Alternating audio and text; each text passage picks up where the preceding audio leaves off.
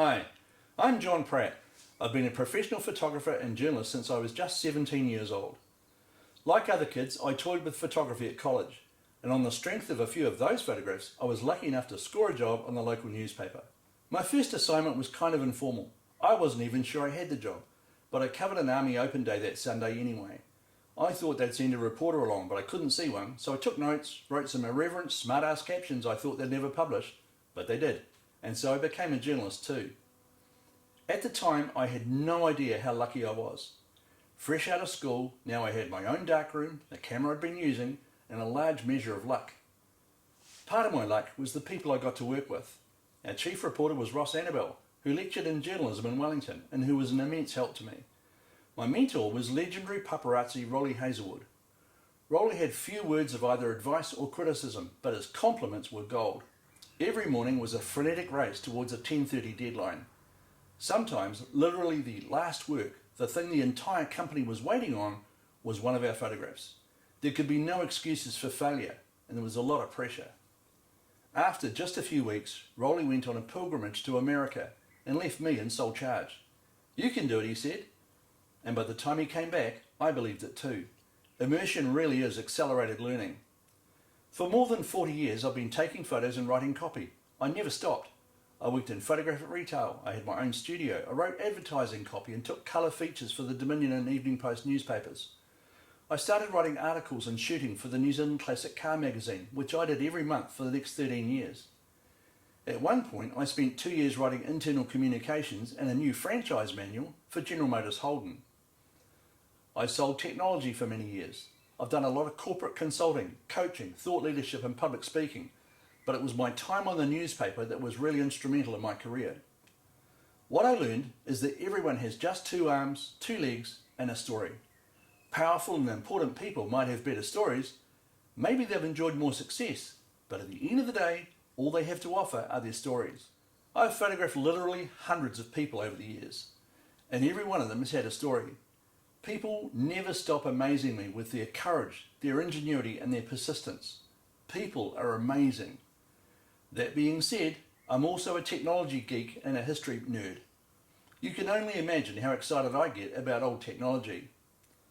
On a flight home from America 20 years ago, it all came together for me.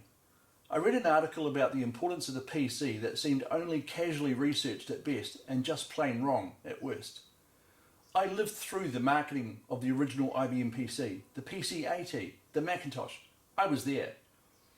These were not toys at the time. They were the state-of-the-art, the best the industry could achieve.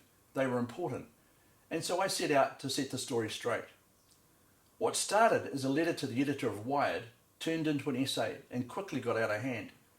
I worked my way backwards through 200 years of invention and innovation to the 18th century and the invention of the first basic mechanical adding machine. I studied all of the people, all the landmarks of the history of modern computers and tablets. I called my essay Machines That Count. Now what? I asked myself.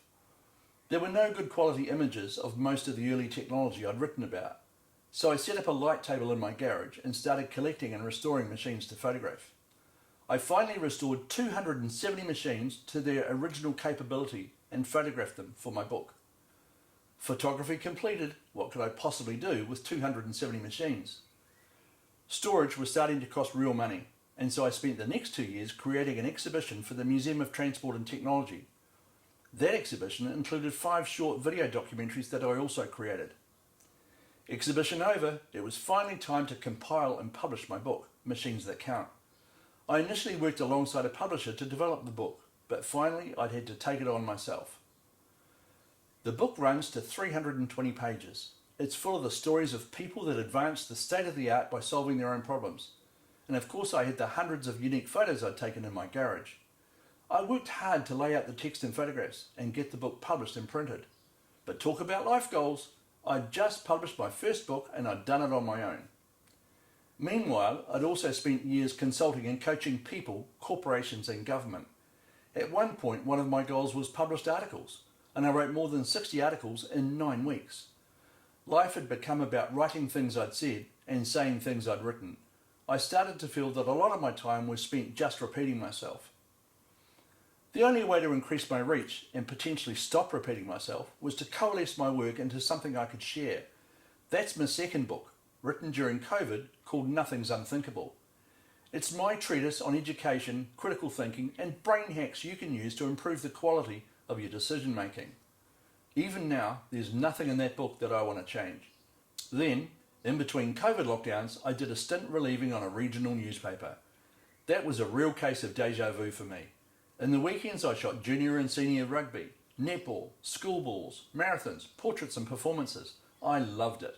I really appreciated it so much more than I ever had before. The photography was easier, the deadline was only weekly, and I was far from home. The whole experience was quite an adventure. It was a request for an article for a magazine that started my next big adventure. A 1,200-word article on the town of Thames turned into another book, probably my proudest work to date. I came back when I caught COVID myself and took the opportunity to research Thames to its bedrock. Historical research is weirdly like the gold mining I was researching. You'd see a nugget somewhere, the glint of gold, and chase it down, digging through old newspapers and records until that particular seam had run its course.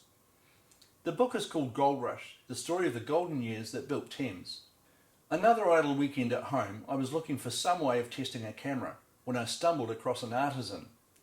Here was a woman creating beautiful sculptures out of cold steel using plasma cutters, welders and grinders.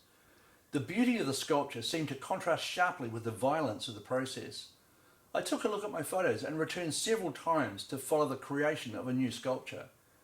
I thought I had a great photo essay, but that was just the start. Now I had a story to tell. I filmed a video interview with the sculptor and worked with her on some research until Julie Moslin, Sculptor, was published. It was that little book that brought home to me the lesson I'd learned all those years before on the newspaper. Everyone has a story. Telling Julie's story was something she herself was unable to do. Julie's story unearthed an incredible depth of context for her work and made her sculptural themes more relatable. She wrote later that the book changed her own perception of herself and her work and created an invaluable introduction to galleries and curators. When I first started that project, Julie's ambition was to be able to earn enough to sculpt full-time. Now she's trying to manage a backlog of work both here and in her native Cornwall, where she now works and exhibits every year. Julie's book had a profound effect on me. Imagine discovering the ability to have that much influence in someone else's life. As I continued to research, write and publish my own books, this seemed even more important. I launched my publishing business, narratemedia.com, to help people bring their own untold stories to life and create legends. BrandYou is the commercial offer that Julie's book became. It's a package offer that includes an interview, research and editorial photography and illustration. It was another book about local artist Lee Catt that granted BrandYou the seal of endorsement. Lee later said, "I don't get the opportunity to talk to many people who are genuinely interested in chatting about art.